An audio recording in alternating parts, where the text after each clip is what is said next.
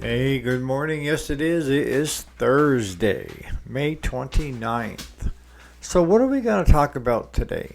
Well, we're going to talk about putting in used parts versus new parts, the good, the bad, and the ugly. So, stay tuned.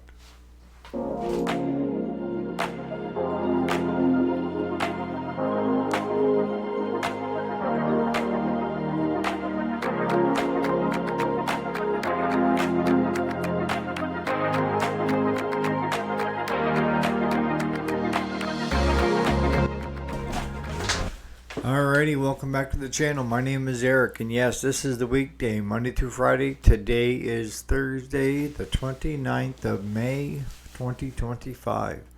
So, what am I talking about when I say new versus used or used versus new and putting them into machines that belong to your customer?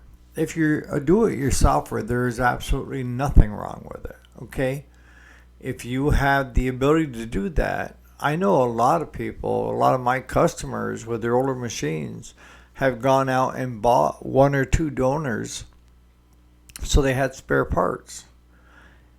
And if you're doing it for yourself, there is no question. The answer is yes, absolutely 100% do it. If that can help save you a few bucks down the road, all the power to you. But what about running a shop? What about doing it for other people, even if you're just doing it out of your garage for customers? Where do you draw the line? And how do you draw the line? And how your shop operates? And the way we do it at our shop, and I'll be totally honest with you, is we hardly ever use used parts, even though that would be the cheaper way to go with our customers. Claude and I kind of come from a different stroke on certain things.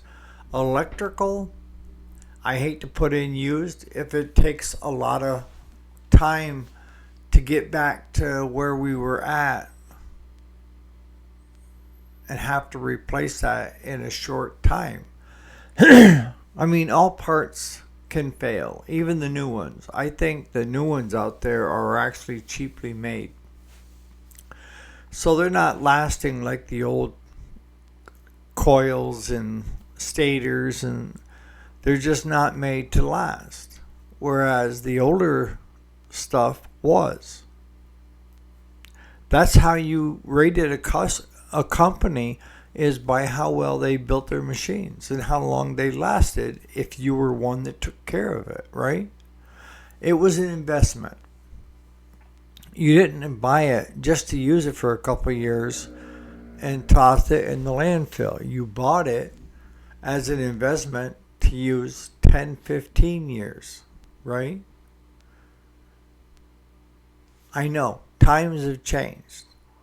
And with times have changed, our way of looking at equipment has changed as well.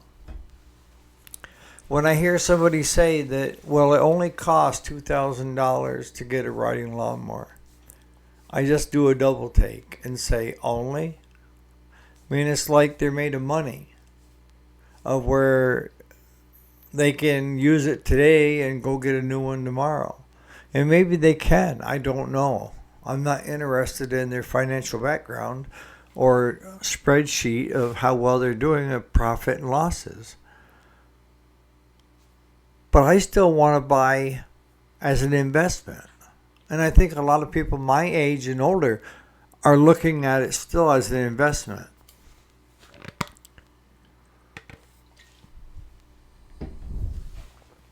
But here comes the problem. A lot of people my age and older are getting close to retirement.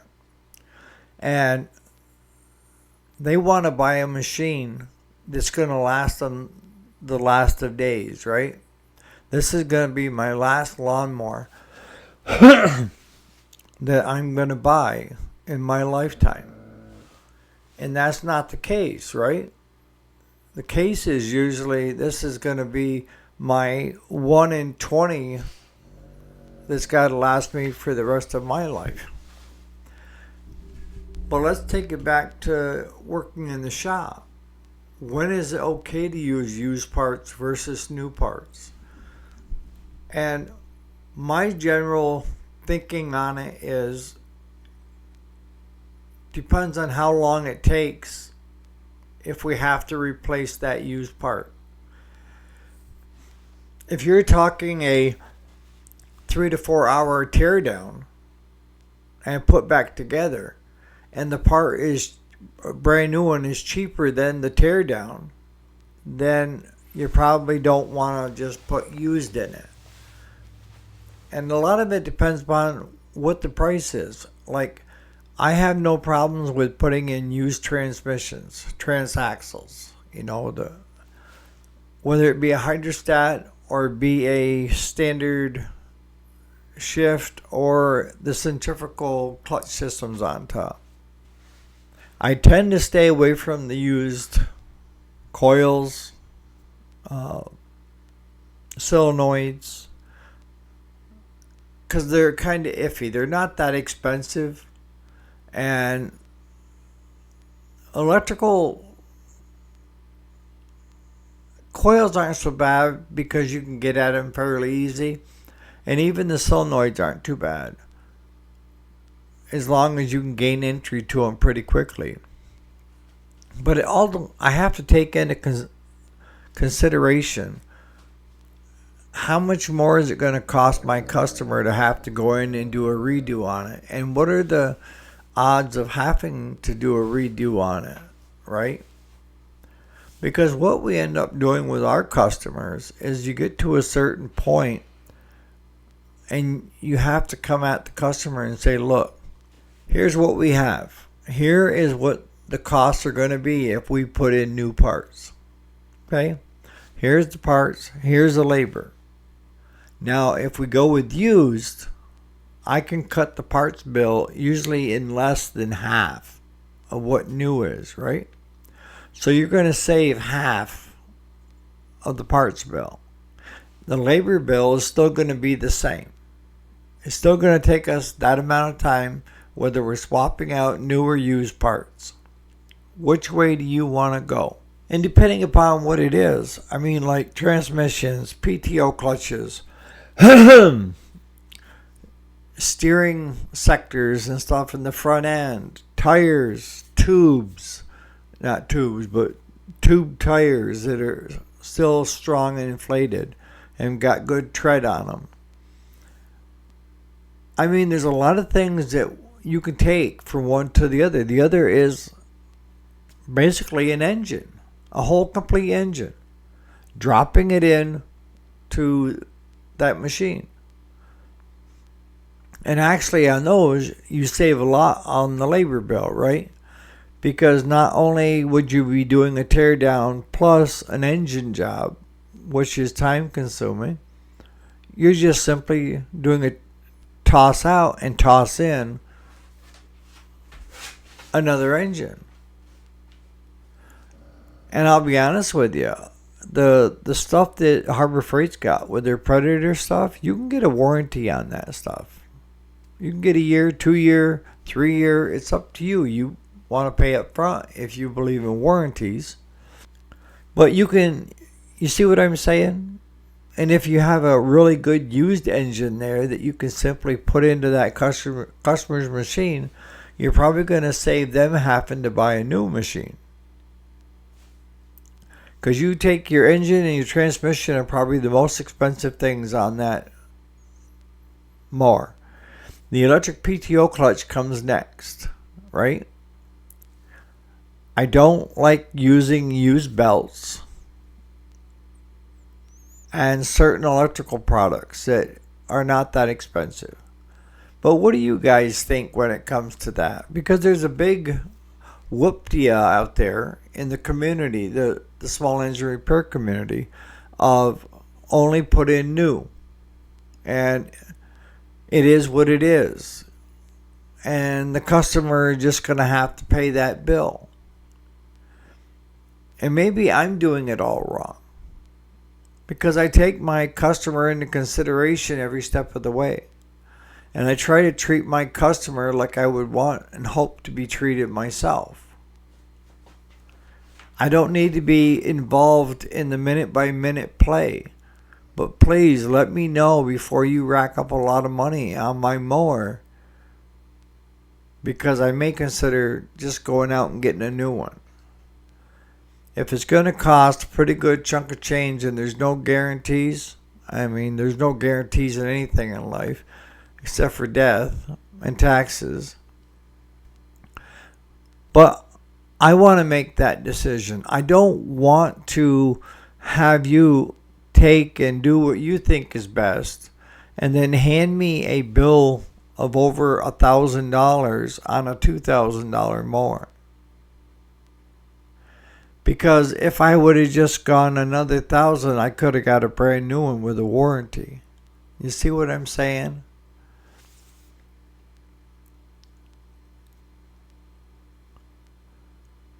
A lot of my customers, if asked, and we do ask them when it comes to the big ticket items, I would say 95% of them say, go ahead, Eric, and try it. And by asking them first, it doesn't take away the I told you so's and this and that. Your customer is trusting you to make the best judgment call. And that is, you're not going to throw in an iffy engine or an iffy transmission. It's going to be if you're working on a John Deere, it's going to be out of a similar model that the motor blew in it to swap out transmissions. The transmission went, swap out engines. You see what I'm saying?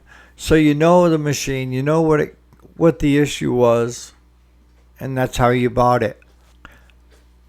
I mean, even for you guys that are working out of your garages and doing nights and weekends on this, I wouldn't overlook the used parts market.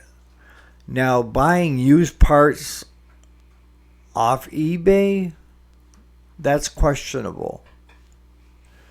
See, when I do, because Claude doesn't do, when I do a teardown to sell it on eBay, I do fresh pull.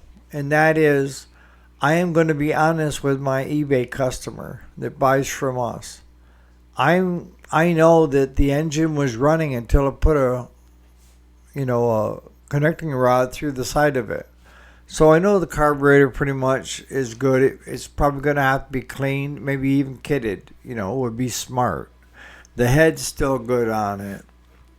There's a lot of good, valuable parts still there that can be salvaged, right?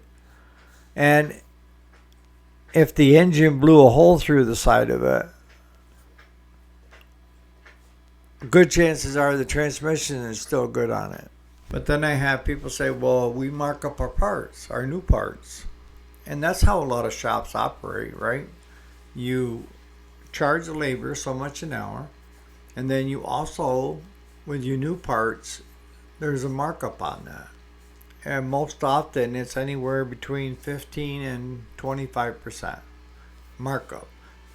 Because you're trying to make a little bit on both, not all just on labor. So I've had people say, well, you're going to get screwed because now you don't get that parts markup on the new ones. Well, hold on. How much money have you got into those used parts? See, I don't know about you, but every 3 years, I have to have a friend of mine that's in the scrap business come with his tractor trailer and big dump box on it. And he comes with his excavator and he starts cleaning this 2.5 acre lot. And it takes him over a week and numerous loads to get it out of here. It magically appears. How? I don't know. All I know is it keeps building, and that becomes our spare parts inventory. Good chances are we don't have hardly anything involved in it. Probably the biggest thing would be our diagnostic. And a lot of customers will say, well, can I just give you the mower and call it square? And it depends on the mower and what the issue is. But that's where we get our used parts from. It's the accumulation of, I mean, we've had people go out and buy brand new ones and want to donate their old one. They had, iffy problems with it for the boneyard. Can you use it? Because they don't want to, mess around with trying to take it to a scrap dealer or this or that. They just,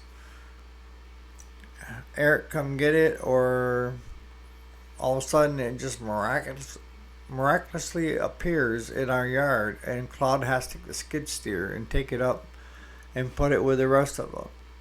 And when we're putting mowers up there, especially riders, we try to group the John Deeres together in one section, the Troy Builts in another section. A lot of times all the zero turns are in one section. You see what I'm saying?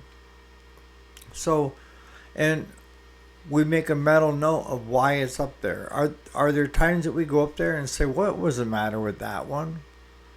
Because I bought one, like a zero turn. I got a zero turn up on the hill right now, that the motor and transmission thing is great on it, just the deck went to hell.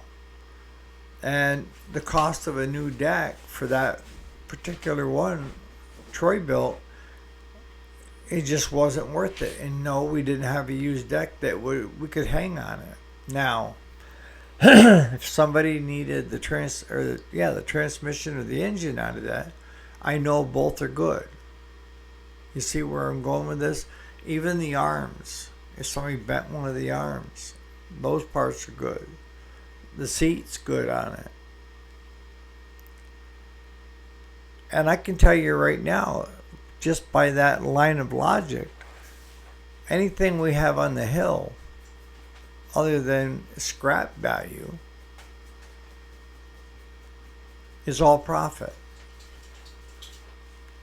I mean, I don't buy a lot of machines. And if I do, it's for the diagnostic fee of $40, $45. And all right, so I've got $50 in it.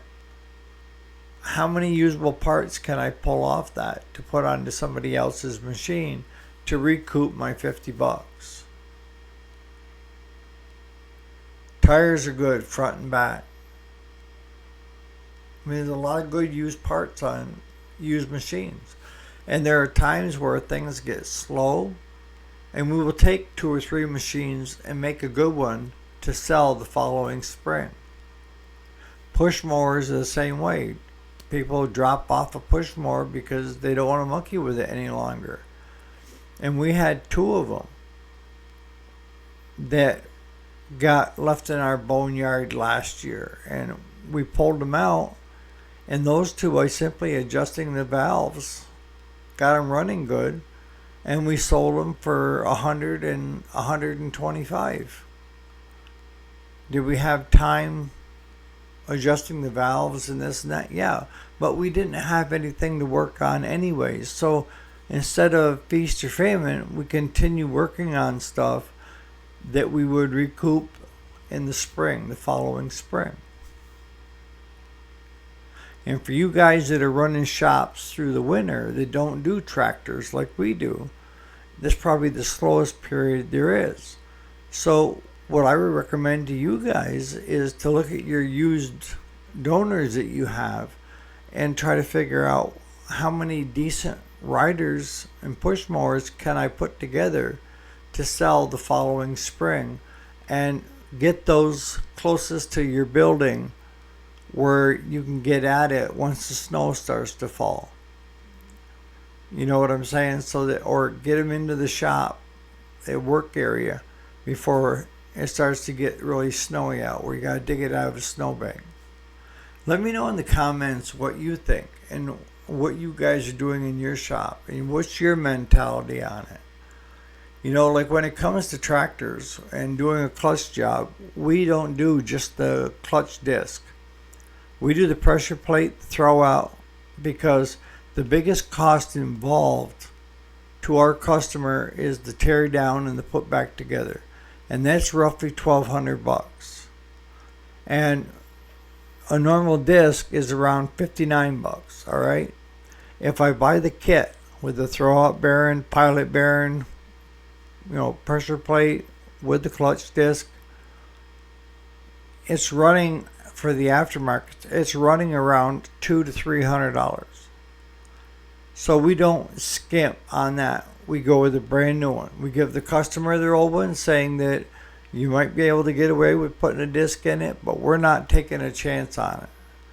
It's too expensive to have to tear this down again. It's $1,200 if your pressure plate fails, or if your pilot bearing fails, or if your throwout bearing fails.